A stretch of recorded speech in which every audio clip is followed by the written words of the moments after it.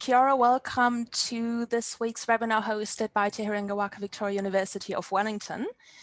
We are today looking at redesigning the future in a post-COVID world. I have been provided with slides for everything, which is very helpful. So my name is Ina Reichenberger. I'm a lecturer with the Tourism Management Department here at Victoria University. I have the pleasure of chairing today and introducing our fantastic speakers that we have. The theme of the webinar today and what we'll be talking about is essentially what the future is going to look like, what we need to consider, how to redesign the future in times of COVID. We are in a time of crisis. A lot of the strategic planning, the thinking, the considerations are very much future focused, the future that we don't really necessarily know what it's going to look like. So questions that we'll be covering today from a variety of different perspectives are: what is the future? What is going to change? What might not change? How do we prepare for it? What are the changes we would like to see? So we're really lucky to have 5 future thinkers from Victoria University of Wellington, or alumni of Victoria University of Wellington, here with us today. We have, on the one hand, Associate Professor Ian Yeoman from our Tourism Management Group. We have Dr. Malcolm Menzies, a Senior Researcher with the New Zealand Transport Agency. We have Associate Professor Mary Tate from Information Management, Professor Nick Agar from Philosophy, as well as Professor Jonathan Boston from Public Policy. So all of our 5 speakers today have prepared a short 5-6 minute presentation on their thoughts on the matter. I've been advised to very much stick to time, so that would be wonderful. For our audience, we'll have a Q&A round at the end of the webinar, so we've reserved the final 10-15 minutes for that. If you do have questions that you would like to ask our speakers, there is a Q&A function at the bottom of your screen, or the top of your screen, depending on how you're set up, where you can enter your questions and where you can also see what other questions have been entered, and you can upvote them, and the ones with the most upvotes, of course, we'll be focusing on towards the end. So without further ado, I'll hand over for our first short talk to Associate Professor Ian Yeoman. What is even the future? Excellent question. Thank you, Ian.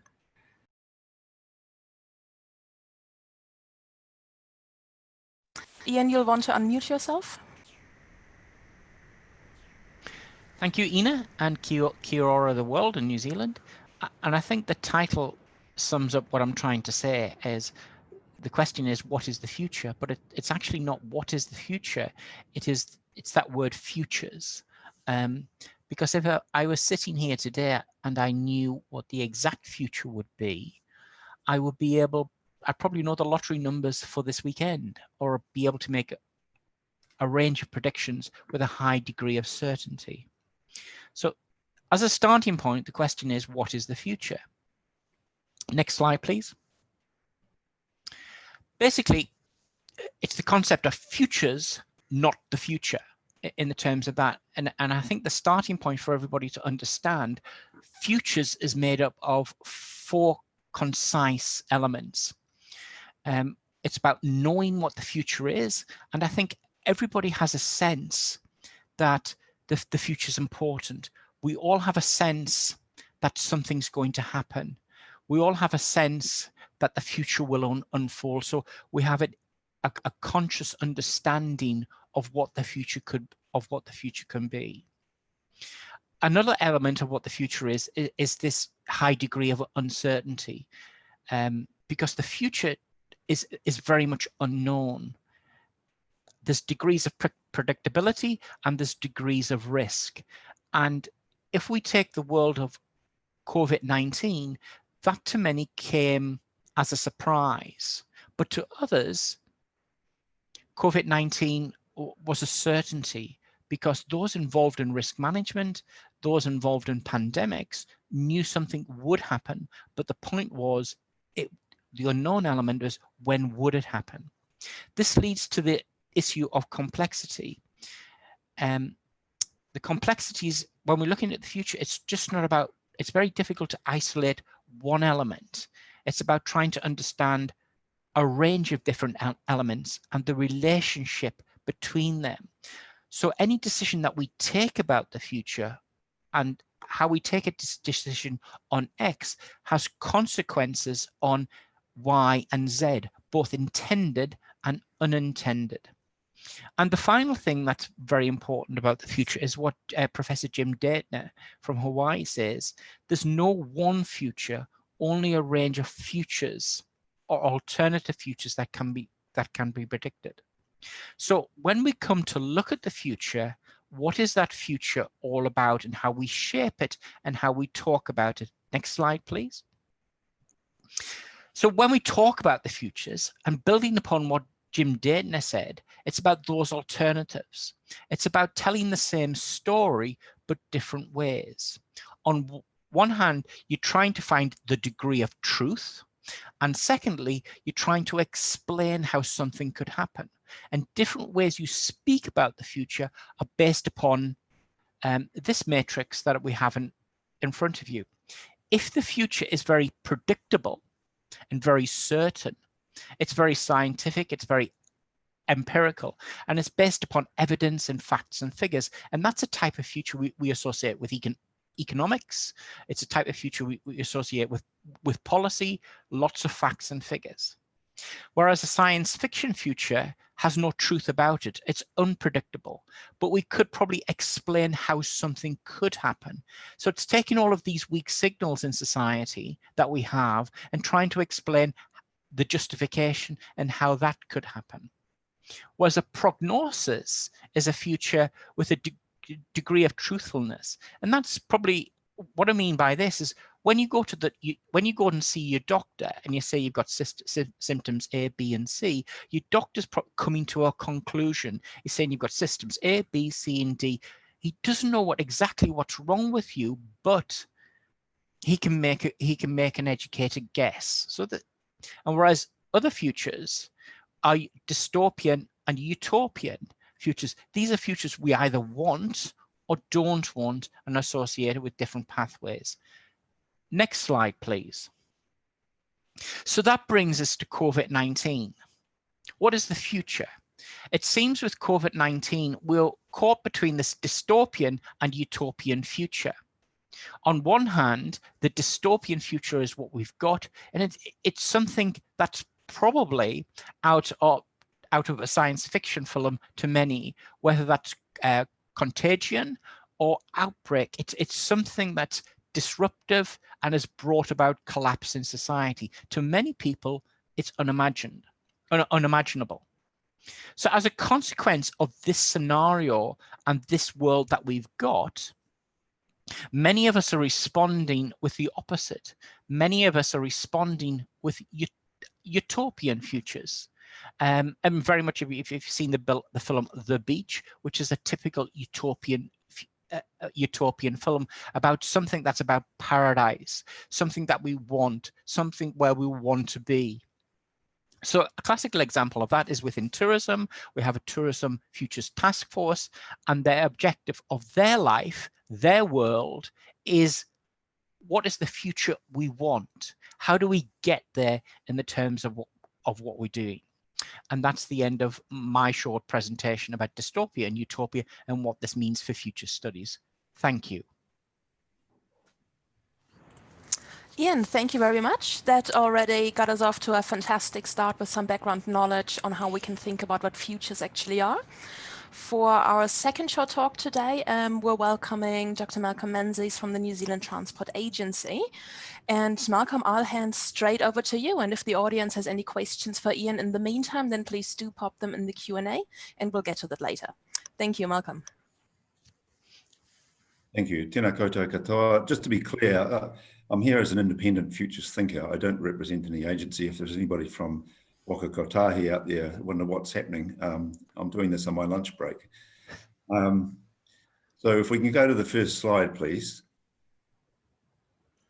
I've had a sneak peek at some of the other presenters' slides, and there's a lot of overlap between what we're saying. I think we're complementing each other, and some of what Ian's mentioned, I would also reinforce. The question I would pose is, why is futures thinking useful? And there's a classic story about the pace of change, that we can't use the past anymore to the same extent to predict the future.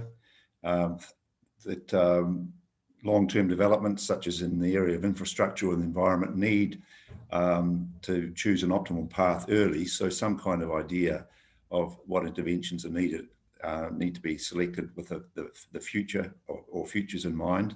Forecasts are increasingly less useful. They might stretch out 5 years, but I mean, who can forecast what's going to happen with COVID? Probably no one.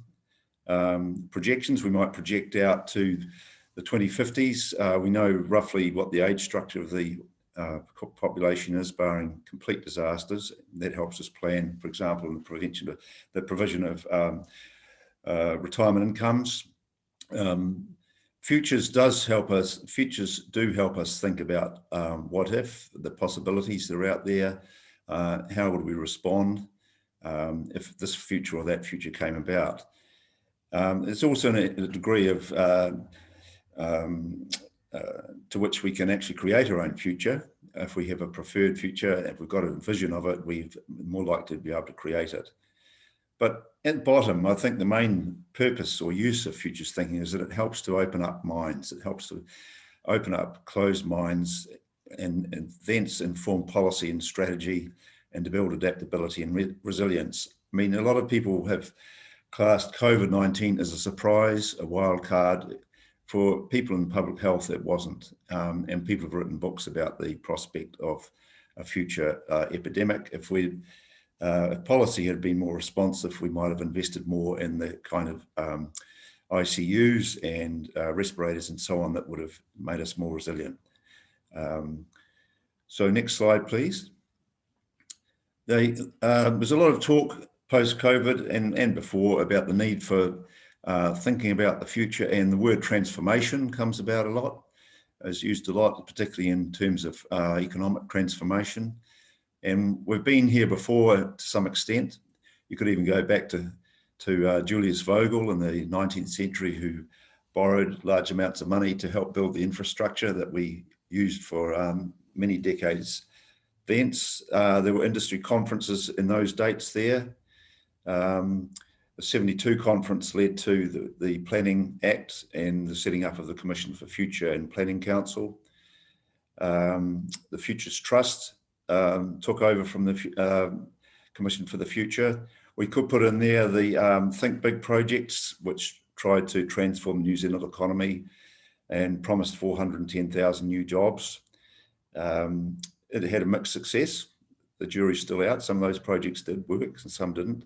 We had the Porter Project, the Knowledge Wave in 2001, and recently, well, not so recently now, but the Job Summit in 2009. I could add some other events or attempts in there too at the level of ministries. So next slide.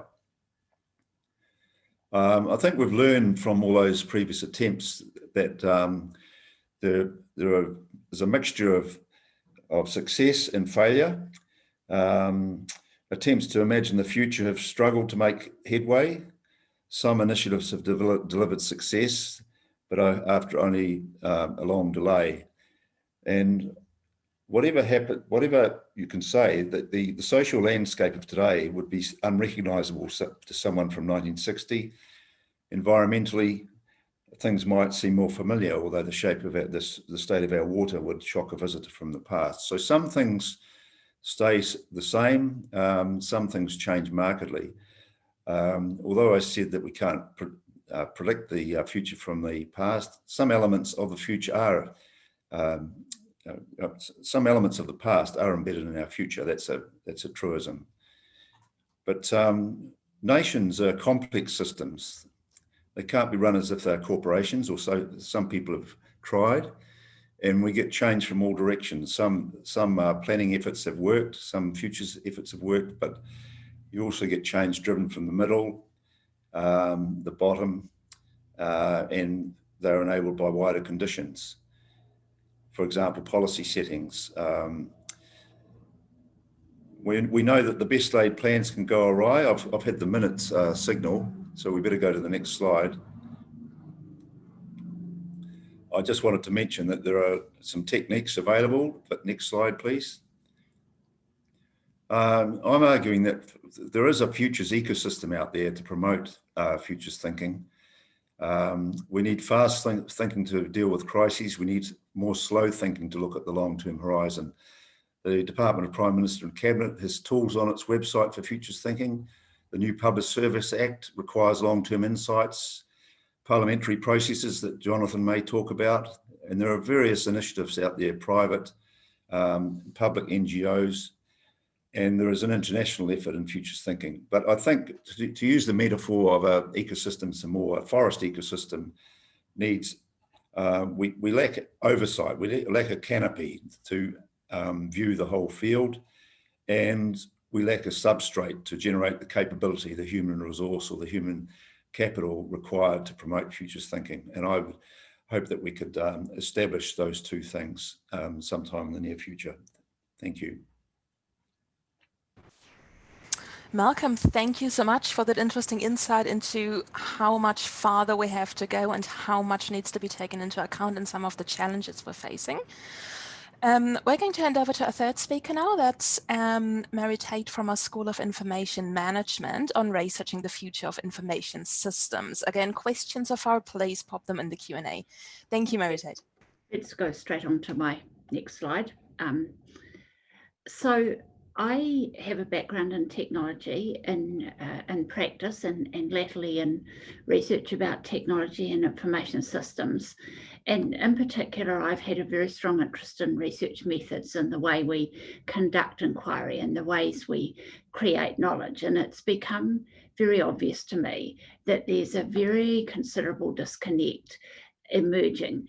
This was always the case to some degree, but it is really accelerating and getting a lot worse in that we are presently engaged in trying to create knowledge for the future by looking in the rearview mirror. We're investigating things that have already happened. And when you consider the pace of technology change, with when you put that against the usual research methods and publication cycle, there is a very severe mismatch. When we're engaged, living history, if you like, when we're engaged in a time of change, it's not always absolutely apparent how rapidly it's occurring. But if I could have the next slide, please.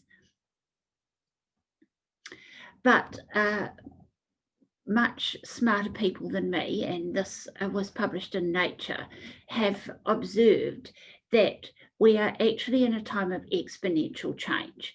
So it's been suggested that we're not going to experience 100 years of progress in the 21st century. It's going to be more like 20,000 years of progress at today's rate. And this is coming from technology is driving a lot of this, so exponential advances in a suite of enabling technologies like computing power, data storage, performance on the internet. And we're getting these tipping points when technologies that have been around for a while, such as robotics and artificial intelligence and biology and nanotechnology and 3D printing, are suddenly crossing a threshold and really starting to trigger sudden and significant social change. Could I have the next slide, please? Thank you. So we put that along with this issue that the way we conduct research tends to be relatively backward looking. So it starts with some kind of literature search, which of course is material that's already published, with some kind of approach that looks at spotting gaps in current knowledge, and often looks at empirical investigation of some kind of current phenomenon, something that's already happening. And then you put that together with the publication cycle. So you have median acceptance rates for major business journals of being, say, about 1 to 2 years, with data that might have been gathered 2 or 3 or 4 years before that. And I just started to believe that we were heading into a relevance and credibility crisis in terms of the way we create knowledge.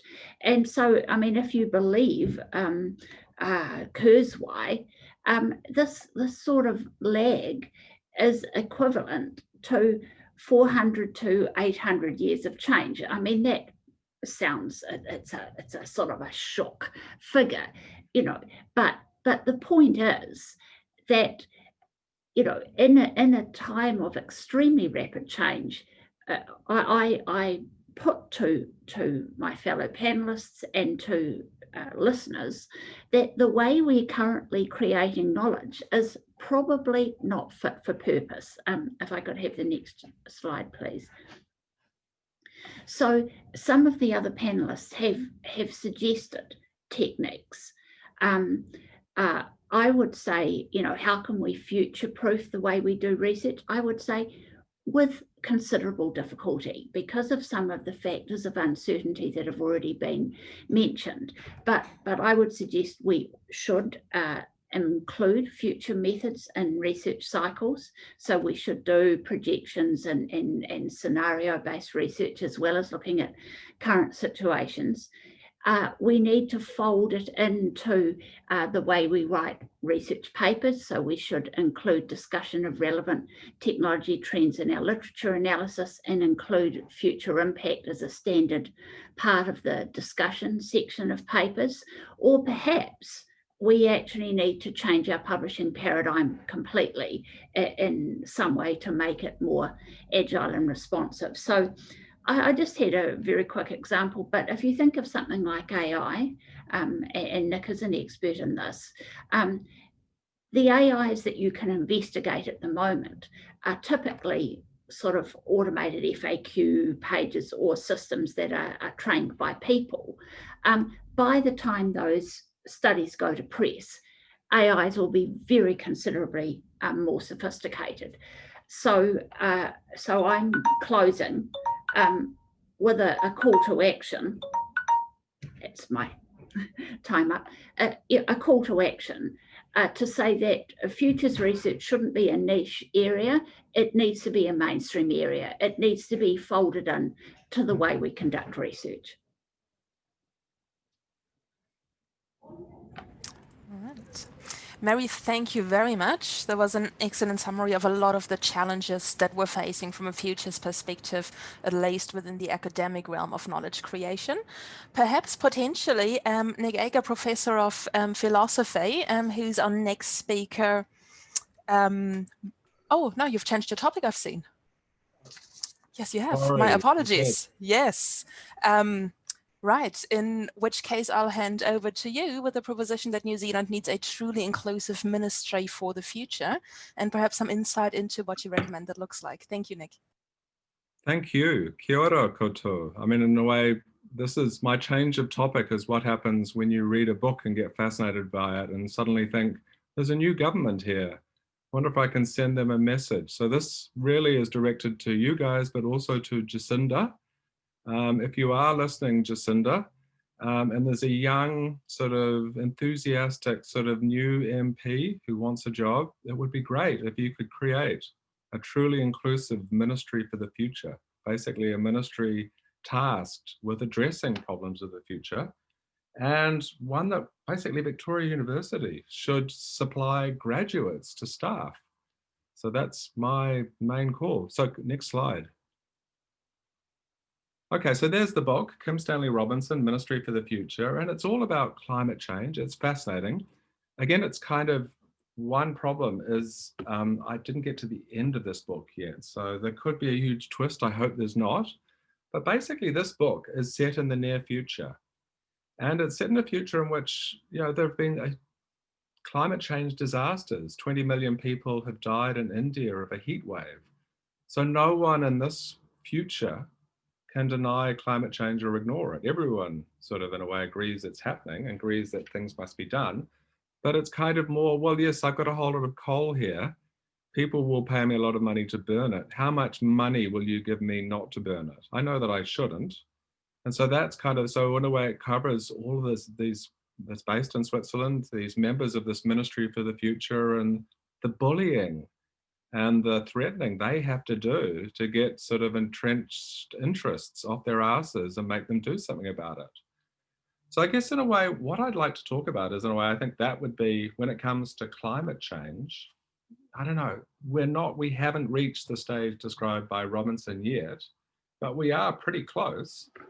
So the message about climate change is quite clear. I think the message about COVID and science is a bit different. So sort of in a way, one of the messages of this Aotearoa Ministry of the Future should be, well, we've got to listen to the experts, and the relationship between Ashley Bloomfield and Jacinda Ardern during the COVID, management of COVID has a model. So if we could basically replicate that, everyone in the world should replicate that relationship. But also, for different kinds of challenges, we need a different kind of graduate and a different kind of thinking. So I want to sort of, in a way, say that our major kind of imaginative capital is the power of our young minds to basically think up mad, crazy ideas. And we need to encourage that. We will be underinsured for the future if we don't do that. Next slide. Okay, so here's where the difference is. I mean, basically, I think right now, climate change is undeniable. No one can you can wish it away. Politicians love ignoring it. Very few of them are brave enough to outright deny it. But there's kind of a different message. That's basically, we know we have to listen to the scientists, and it's really clear in Kim Stanley Robinson's book. But the message about COVID-19 is a bit different. And I'm just thinking about sort of, in a way, Ian mentioned, well, look, there have been warnings, but there's a strong narrative that came from science, which kind of the message about pandemics and potential pandemics got caught up in this triumphalist message about scientific progress. So 2018, a very influential book by Steven Pinker from Harvard, official super smart guy, basically said, don't worry about pandemics. They can happen, but we've got them. We're much better at this. And well, part of progress, you get better. This is the same kind of reading for the same text that says soon we'll find a cure for cancer. Part of the good news, diseases don't become pandemics. And I took that seriously. I thought, well, go to Wuhan, that sounds bad. But I've just finished Steven Pinker's book. Not to worry, the scientists have got this. Let's just relax. Next slide. So how do we counteract this when we have a powerful, Steven Pinker sold a lot of books with this feel-good message. I think we need to invest in imagination insurance. And when you have imagination insurance, it's a bit like health insurance. If someone's trying to sell you health insurance, well, they do depress you a bit. They tell you about all the things can go wrong. They say, well, what happens if you get cancer? What happens with it? What happens if you get other terrible disease? What happens if you get Parkinson's? And you're supposed to think about that. Do I have coverage for those possibilities? So the kind of imagination insurance that I'm talking about, and I hope would be encouraged by this university and would staff an Aotearoa Ministry for the Future, would be basically saying, well, look, we need to imagine these possibilities, both horrible and good, in order to insure against and for them. And I think there's a resource that we have here that we don't hear enough of. And that's basically, we have a real advantage in the diversity of our minds. We need to ask. I went to Tonga, and young people in Tonga, I was invited to give a talk about the future. Young people in Tonga are terrified of climate change, much more so than New Zealanders, because it's not just a matter of coastal erosion, it's the end of tongatapu. And they said things to me that were surprising. I'll just cancel that. And we need more of that. And let's pay some young Maori and Pacifica people to think up, to write science fiction. Read Kim Stanley Robinson, do some science fiction. And we need your ideas. Anyway, thank you. Nick, thank you very much for this fascinating contribution, and especially highlighting the involvement of Maori and Pacifica communities within that especially challenging context. For our final speaker today, we have Jonathan Boston, Professor of Public Policy. Thank you so much for taking the time. Enhancing anticipatory governance. Jonathan, over to you. Thank you. Thanks, Ina. Kia ora, everyone. Next slide, please, Ina. I'm wanting to talk about the problem of how do we protect the interests of our future selves and future generations. So rather than thinking primarily about the nature of futures or foresight, I'm really wanting to think about the challenges we face in a world with multiple and very serious risks of the kind that previous speakers have mentioned, like climate change, antimicrobial resistance, and the potential damaging impacts of things like artificial intelligence on the democratic process. I'm concerned with how do we protect long-term interests. And there's a variety of ways in which we can frame that problem. And I've listed a variety of ways that will be familiar to many people. It may be focusing on stewardship or sustainability or the simple question, but a very fundamentally difficult one, how do we bring the long term into short-term political focus? How do we deal with the problem of political short-termism? But specifically for this session, I want to focus on the concept of anticipatory governance and ask, how do we enhance anticipatory governance? And this, I think, will resonate with what Nick has just been talking about in relation to the use of imagination. A wonderful quality that human beings embrace. Next slide, please.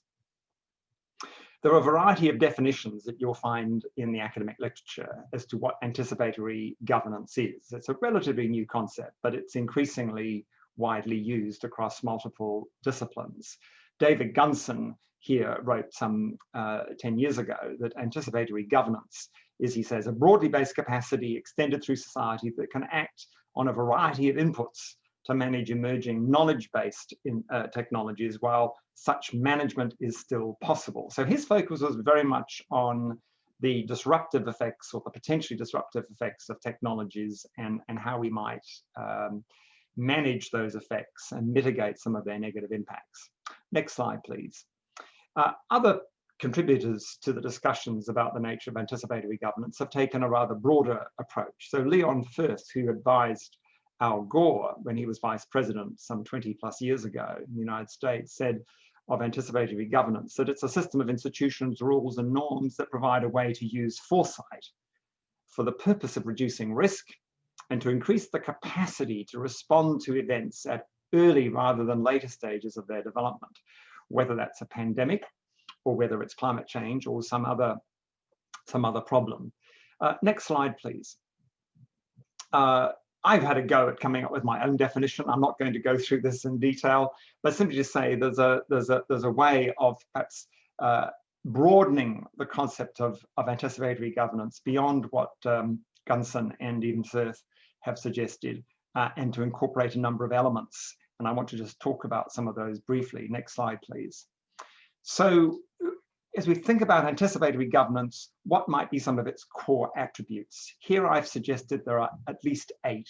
This is not by any means necessarily complete, but they include an emphasis on foresight, which Malcolm and Ian have talked about, and the related techniques of foresight, which were mentioned very briefly by Malcolm.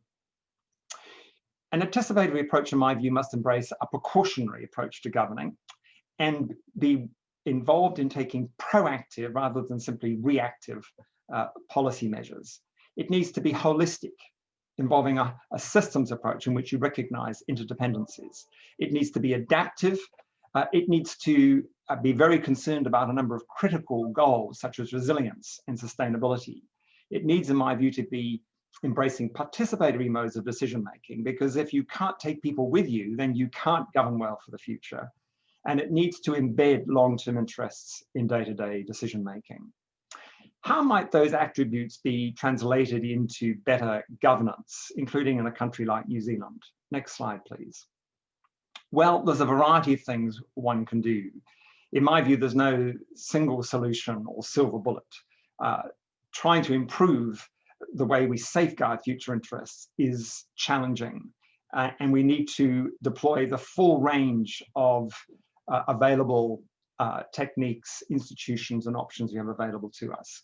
So amongst other things, we could think about extending the parliamentary term in New Zealand, which is very short by international standards. And I'm pleased to see that both Jacinda and Judith support that. The challenge will be to get public support for that in a referendum. We need, in my view, to embed the future within our democratic institutions and policy processes through a series of what can be called commitment devices. That is, devices that require people to do things, to set targets, to report results, and so on and so forth. We need to improve the system's capacity for foresight. And Malcolm and others have mentioned that. We need to improve the quality of our futures thinking across our governmental systems, central government, local government, and so forth. We need, in my view, to strengthen the institutional voices for the future. Now, that includes institutions like the Parliamentary Commission for the Commissioner for the Future, the Children's Commissioner. It could include a Ministry for the Future, although I have to say, Nick, I have some reservations about that idea. We need to embed the future within our policy frameworks and analytical techniques, the way we think about discounting, for example, the way we think about valuing nature, for example. And finally, and really crucially, we need to nurture a political culture that facilitates durable political bargains on important intergenerational issues, such as climate change, such as population aging, such as rapid technological change. And it's going to be really interesting to see to what extent over the coming years in New Zealand, with this new parliament we now have, to what extent Jacinda can secure support across the political spectrum for some of the critical policy decisions that will need to be taken in order to protect the interests of ourselves here in New Zealand, but also the interests of those who will live in these lands in the future. Thank you very much. Jonathan, thank you very much. Also to all our speakers. We now have a solid amount of time left for a hopefully lively and interesting Q&A. So for the audience, if there are any questions you'd like to pose to any of our speakers or all of them, please do pop them in the Q&A function. We have one question in there at the moment for Mary. Mary Paul asks, is the exponential speed of technology development a commonly accepted axiom, or is it someone's hypothesis? And over what time scale is this relationship thought to have held and to hold in the future? Could it perhaps be like a biological population explosion and collapse? Thanks. That's a great question. And I think it's partly a function of the uncertainty, which is one of the themes that's come through the panel, that it's really very hard to answer. I'll just post this actually. Hold on. I just put some notes together from seeing the question. So these are just sources that I have found to be influential and useful. So in terms of, is it a consensus? I think that by the time something is getting published in Nature, it's got pretty broad traction in the scientific community. So, you know, whether it could be described as a consensus, I'm not sure, but it's certainly something that's taken very, very seriously, you know, with a wide degree of acceptance. In terms of what's going to happen, I have found very influential, and I really recommend them to people who are interested in these sort of topics. Noah Yuval Harari's really interesting books, Sapiens and Homo Deus, and Homo Deus in particular, he really tries to answer this question about, you know, like, where's this all going? And what he believes is that we are actually going to see a new type of technologically enhanced humans that are capable of things that exceed what we normally accept as the limitations of our physical bodies and minds. So that being the case, I mean, if that is at all a realistic prediction, then I think we can expect to see this accelerating change continuing. I guess other people have read Harari. Do any of the rest of you want to comment on his predictions about where we're going as a human race?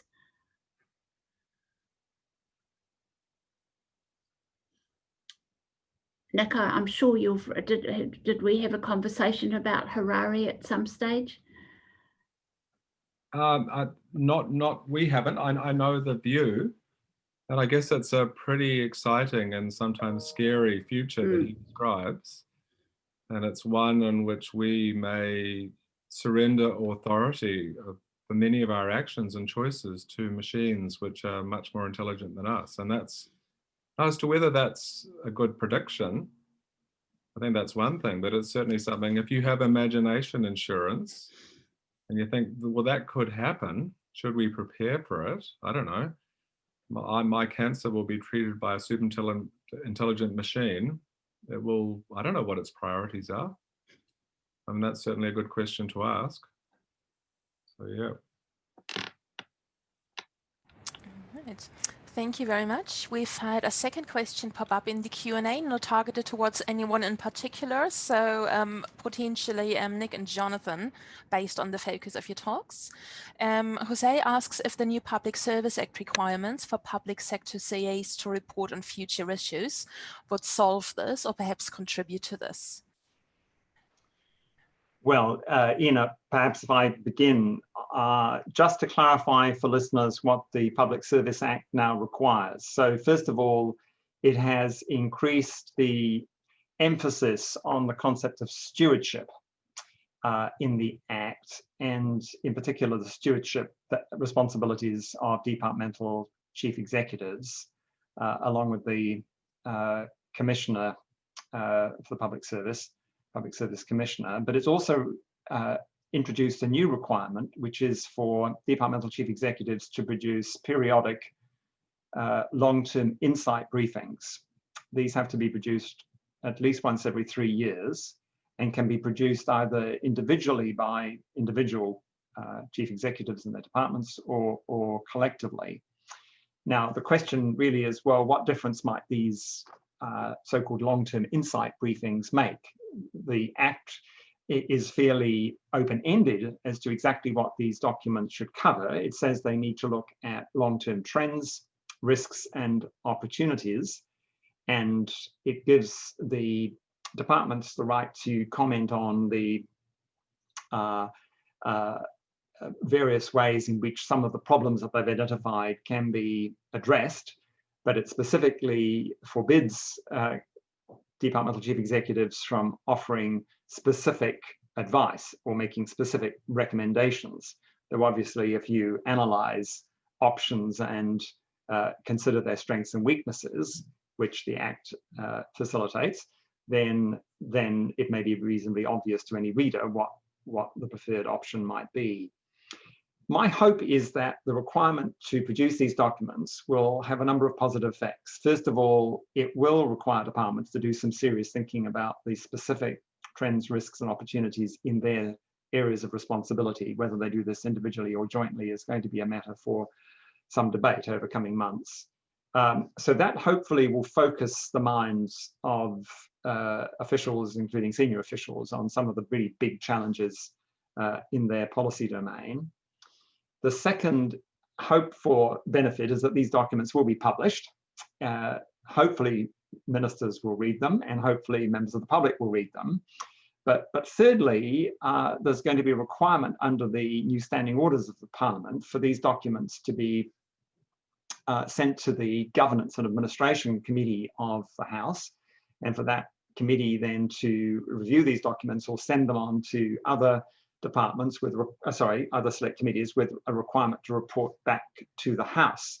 So the hope is that there will be a parliamentary process which will involve scrutiny of the contents of these documents, and that will, first of all, raise the sort of parliamentary awareness of big long-term issues, risks, and opportunities, but also kind of send some signals back through the wider political system and raise the quality of debate. So short answer is, I hope this particular new policy instrument will make a difference, but we'll have to wait and see. There is always a risk that, to some extent, as has happened with the requirement for the Treasury to produce its long-term fiscal statements, that departments do worthy work, but they then, the documents they produce basically just gather dust on a shelf somewhere. So a key issue in this particular case is, how do we avoid that? Can I just add something to the great points that Jonathan's made? I think one of the challenges, I guess, in a way, why it would be great to have something like a ministry is that, future people born 100 years ago don't vote. They won't vote in the next election. So we do have a tendency to discount their interests. It's impossible for us not to. We leave them problems and trust that they'll be richer than us, we hope, and have better technologies, and we'll be able to solve them. So I guess in a way, it would be great if in a way we responded. We'll always give future people short shrift. And I guess it would be great to have some kind of mechanism that would sort of look at this document and say, well, okay, I'm speaking on behalf of people born 50 years from now. I find their interests insufficiently protected. So that would be a test I'd like to or impose on or expect of this. Could I add on to that? Just a question to Jonathan. Jonathan, within the Public Service Act and the framework you're presenting, in the terms of responsibilities, what is the degree of creativity or degree of thinking the unthinkable, or the more wild cards within that, or is it very much a framework within rationality and evidence-based and uncertainty? Ian, departments obviously operate within a kind of authorizing environment in the political domain, in which they tend to be politically sensitive and, if you like, risk averse. And I think as departmental chief executives prepare these new policy statements, these long-term insight briefings, they're going to be mindful of the risks that they're running if they fly too many kites, if you like, if they think too many unthinkable thoughts. So I think, if you like, one of the risks in all this is that some of these documents may be rather tame in nature, and part of the challenge is going to be how do we, if you like, push the imagination forward and avoid undue risk aversion. Now, there are two or three things that might help mitigate that concern I've just raised. The first is that the Act does require that departmental chief executives consult the public on the issues that members of the public think these documents should cover. And secondly, draft documents have to be circulated for comment. So that provides an opportunity for people like you and I and many others, of course, to say, look, you aren't taking some of these issues seriously, you aren't thinking outside the square, et cetera, et cetera. Secondly, because these documents have to be reviewed by Parliament, then there's the opportunity for pushback there. And if departments are seen to be unduly kind of conservative in the way they're approaching the task and not taking, if you like, big issues seriously enough, then of course they run the risk of being criticised by parliamentary select committees and indeed by the wider public. So there's going to be kind of pressures operating in a variety of directions here. Can I just comment very briefly, if you don't mind, Ina, on Nick's proposal for a ministry for the future? Anytime. I do think there's a case for an independent body to speak on behalf of future generations, whether you want to call it a commissioner for future generations or a commission for the future or something like that. I do think there's a case for that, though we have to remember that the Parliamentary Commissioner for the Environment, as a spokesperson, if you like, as a voice for protecting the environment, is doing quite a lot of that job right now. So if you created a new institution, you'd have to say, well, how are you going to divide up the policy space? The problem I have with a ministry for the future is that ministries, of course, are all involved at the moment in the future. So a critical question would be, well, if you're going to have a ministry for the future alongside your Treasury and your Ministry for Social Development and Department of Education and Health and all the rest of it, what would the Ministry of the Future or for the future do? What would be its sort of beginning point and what would be its end point? And how do you avoid just having an enormous amount of overlap? So my preference would be to say we need to encourage all our government departments and agencies to be future focused, not just put it all into one basket, if you like, and then expect that ministry to somehow cope with all the issues that are going to affect the future. Ina, can I say something? Yes. Also, Nick, I don't know whether you're aware, Wales has a commissioner for future generations. So there's a precedent for that. It's not a ministry, but a commissioner. I just wanted to say, in response to Jose's question about whether the new Public Service Act requirements for long-term insight briefings would solve the requirement that we've identified. Well, I think drawing on what Jonathan says, those statements will be part of the solution, but not enough. And going back to my ecosystem metaphor, I think we still need some kind of capability to ensure that those insight briefings are framed in future terms. I mean, there's a lot of conceptual work to go on there, and also that there are the staff available. I know already that there's a real shortage of capability in the sector to generate those. And, you know, to make sure that they don't turn into planning documents of the type that haven't really worked in the past. So, and alongside that, of course, there are also all the other initiatives that are going on, more independent initiatives that need to be factored in. And that's where I think some sort of oversight mechanism would be valuable. I share Jonathan's reservations about a ministry for futures thinking or the future, but I could cite Jim Data's second law of futures thinking, which is more well known than the first one that Ian quoted. He said that any idea about the future to be useful must appear to be ridiculous.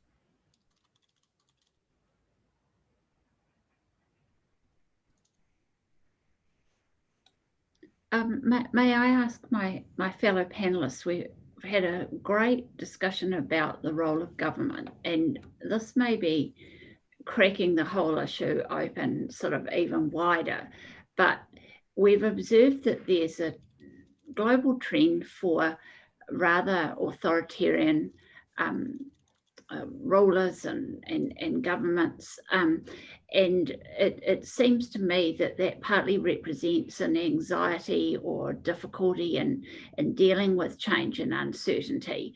Is there, like, what can governments or educators or influencers in general do to help people engage constructively and to deal with this level of uncertainty that we seem to be heading into?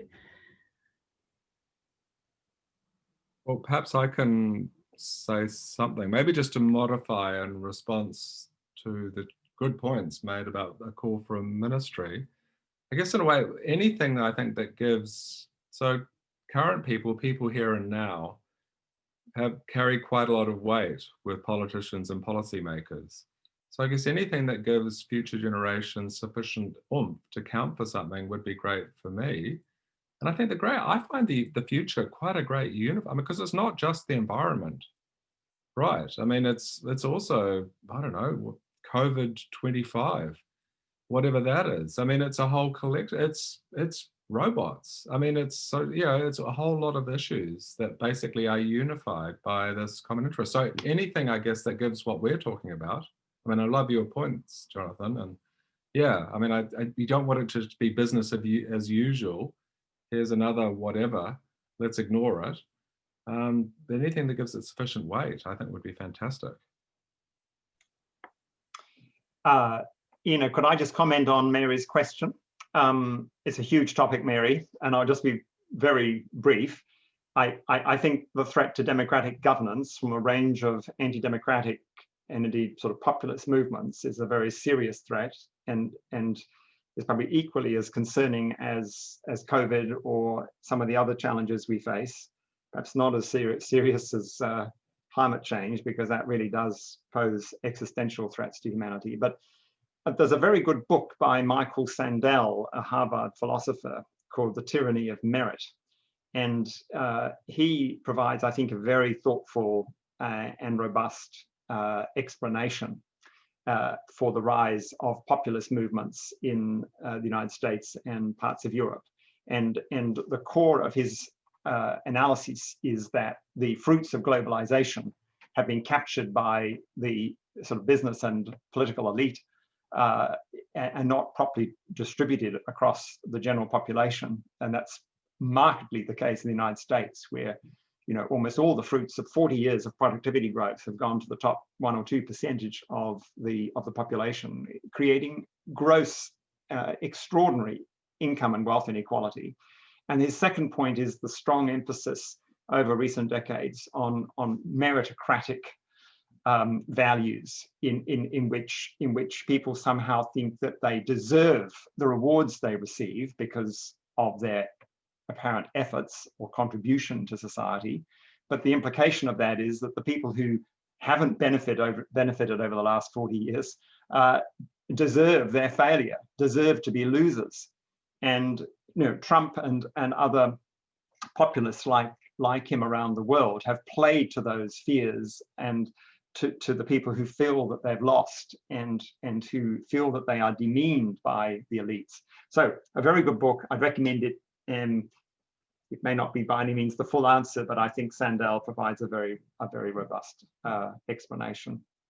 And the solution, of course, is we need to redistribute income and wealth, but that's extremely difficult. All right. Jonathan, Ian, Mary, Nick, Malcolm, thank you so much for taking the time today, for contributing, for this excellent and insightful discussion that hopefully lots of us are taking away to reconsider how we're going to progress through our day-to-day lives, our professional lives, with a view on the future. Thank you so much to all our participants who have come today. This webinar has been recorded, of course, and everyone who's been registered will receive a link to the recording once that's available online. Also like to thank Abby and Colette from the School of Management for all the work in the background to set this up and make it possible. Thank you again so much for taking the time, for coming. I hope you've enjoyed it, and I hope you're having a wonderful day. Thank you.